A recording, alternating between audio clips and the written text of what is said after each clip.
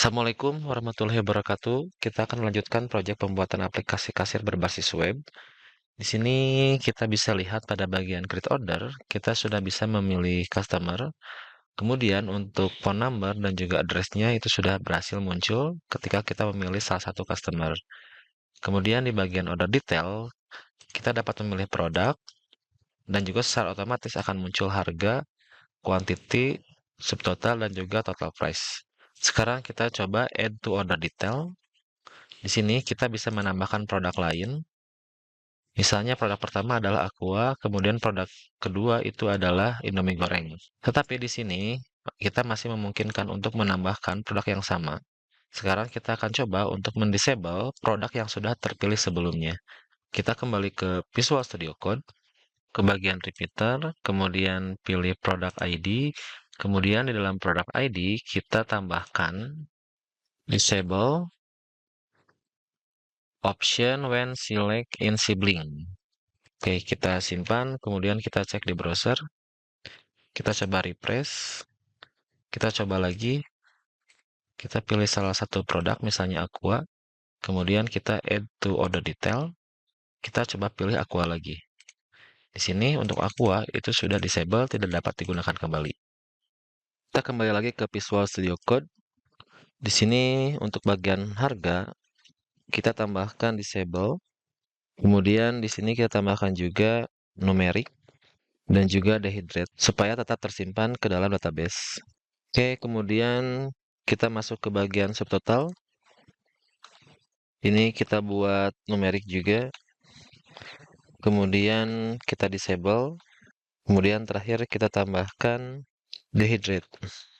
Oke, kita cek terlebih dahulu subtotal. Kemudian yang terakhir di bagian total price kita tambahkan disable dan juga dehydrate. Oke, kita cek di browser. Kita refresh. Kemudian kita coba kembali.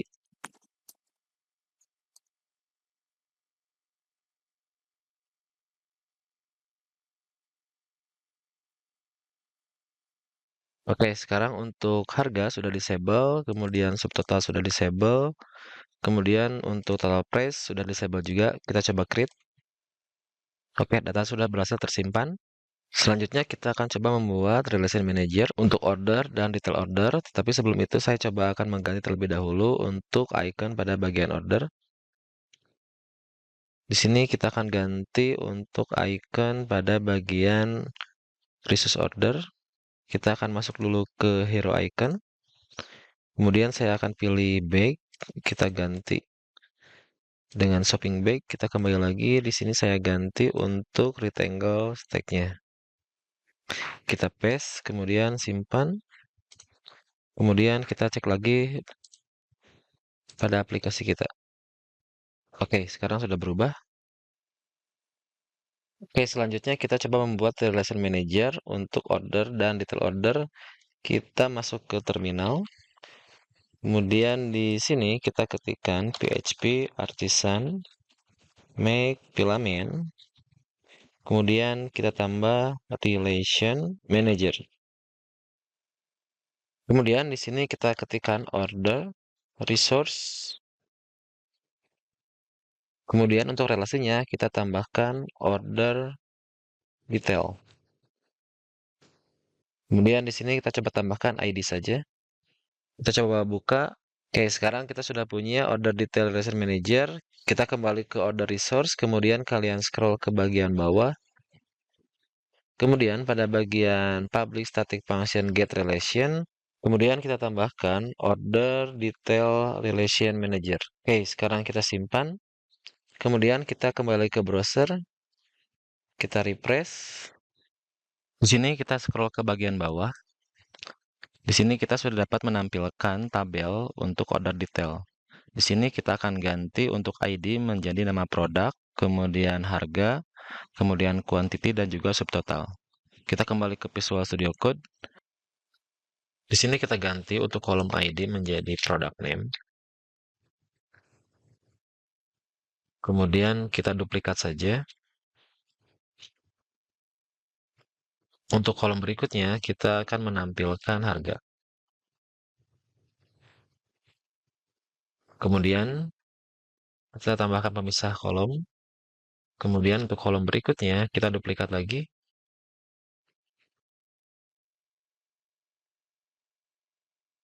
Untuk kolom ketiga kita akan menambahkan quantity. Kemudian yang terakhir kita akan duplikat lagi untuk menambahkan subtotal.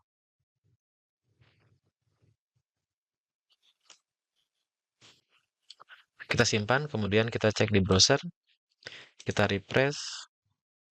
Sekarang kita bisa melihat nama produk, kemudian harga, quantity, dan juga subtotal. Selanjutnya kita akan mengganti pada bagian harga, karena di sini masih menggunakan produk. Kemudian kita akan menghilangkan edit, kemudian delete, dan juga new order detail. Sekarang kita kembali ke Visual Studio Code. Kita tambahkan pada bagian product price. Kita tambahkan label. Kemudian kita tulis price.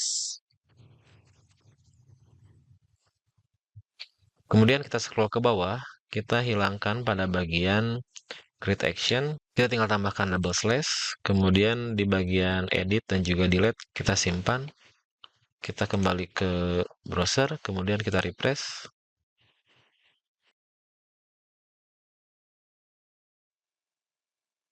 Kemudian di sini kita akan menampilkan untuk harga, karena untuk price di sini masih belum muncul angkanya. Oke, maka kita kembali ke Visual Studio Code. Kemudian pada bagian price kita hapus dehydrate.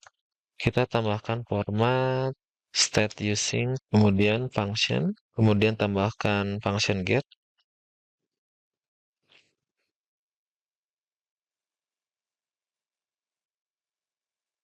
Di sini kita enter saja supaya lebih terlihat. Kemudian nama model produknya. Di sini kita ketik find, kemudian $get, kemudian product ID. Oke, kemudian kita simpan. Kita cek kembali di browser. Kita refresh. Oke, untuk harga di sini sudah muncul. Selanjutnya kita scroll ke bagian atas.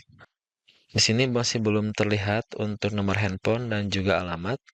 Sekarang kita akan coba tampilkan. Kita kembali ke bagian Visual Studio Code. Kemudian kita masuk ke section. Kemudian di sini ada customer information. Di bagian phone dan address kita lakukan perubahan sedikit. Di sini kita coba ganti untuk text input menjadi placeholder. Kemudian pada bagian address kita juga ganti jadi placeholder. Oke, kita simpan. Kemudian kita cek di browser. Kita coba refresh. Oke, sekarang kita akan tambahkan supaya bisa muncul untuk nomor handphone dan juga alamat. Di sini kita tambahkan konten. Kita tambahkan function, kemudian get, dan di sini tambahkan $get. Tambahkan modelnya yaitu model customer, kemudian find, kemudian di sini kita masukkan function get, namanya yaitu customer ID, kemudian kita ambil untuk font. Jika tidak ada, maka kita akan simpan dash atau strip saja. Kemudian kita simpan, kita cek terlebih dahulu di browser, kita coba refresh. Sekarang nomor handphone sudah berhasil kita tampilkan. Sekarang kita coba duplikat saja untuk menampilkan harga. Di sini tinggal kita copy, kemudian di sini di bagian address, kita tinggal hilangkan atau timpa bagian disable. Kemudian di sini tinggal kita ganti pada bagian font itu menjadi address. Oke, kita simpan. Kemudian kita cek lagi di browser, kita refresh. Oke, sekarang untuk nomor handphone dan juga alamat sudah berhasil kita tampilkan. Selanjutnya, saya ingin menampilkan gambar pada bagian produk sehingga nanti pada bagian order detail itu bisa kita lihat juga untuk masing-masing gambar dari tiap produk. Sekarang kita kembali ke Visual Studio Code, kemudian kita ke bagian migration. Di sini ada bagian produk. Nah, di sini kita akan tambahkan satu kolom, tetapi saya tidak ingin menghapus semua data yang ada pada database saya. Karena di sini saya sudah memiliki banyak order, kemudian di bagian produk juga sudah ada beberapa produk yang saya tambahkan, tetapi saya ingin tetap menambahkan gambar tanpa mengganggu data yang sudah saya inputkan. Kita kembali ke Visual Studio Code, kita masuk ke dalam terminal. Kemudian di sini saya coba bersihkan dulu layar saya. Kemudian di sini kita ketikkan PHP Artisan Make Migration. Kemudian spasi add column to product table. Kemudian jika sudah, kalian enter. Kemudian sekarang kita sudah dibuatkan satu file dengan nama add column to product tables. Kita buka. Kemudian di sini kita tambahkan satu kolom pada bagian skema. Kita tambahkan table. Kemudian untuk tipe datanya kita tambahkan string. Kemudian untuk nama kolomnya saya ingin tambahkan image. Kemudian di sini kita tambahkan no label supaya tidak wajib untuk mengisi gambar pada bagian produk. Kita tutup, kemudian kita simpan. Sekarang kita jalankan PHP Artisan Migrate.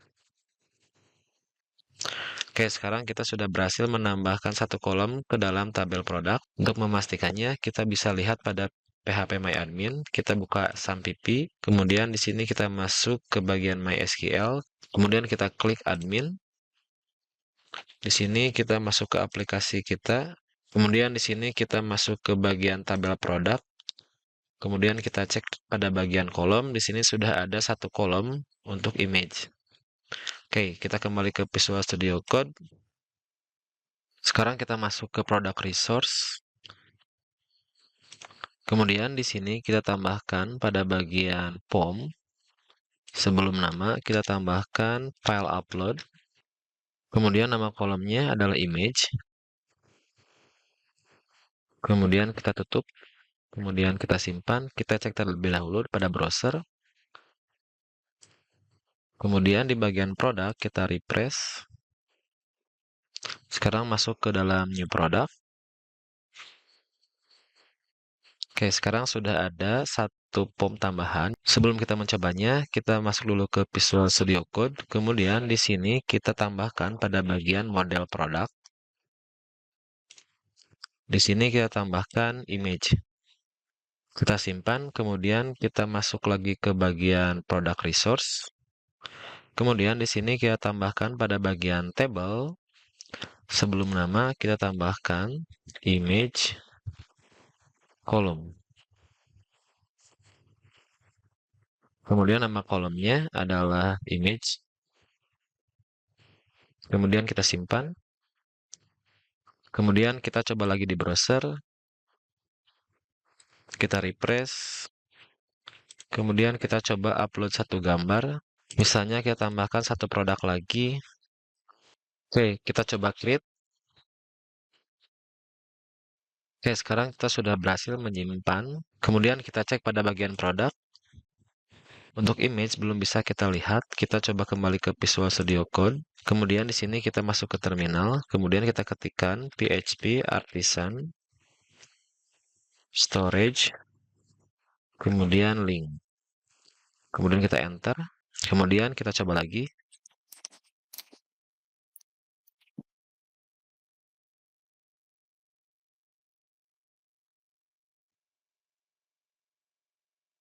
Oke, kemudian kita cek di produk. Sekarang kita sudah bisa menampilkan gambar pada bagian tabel produk.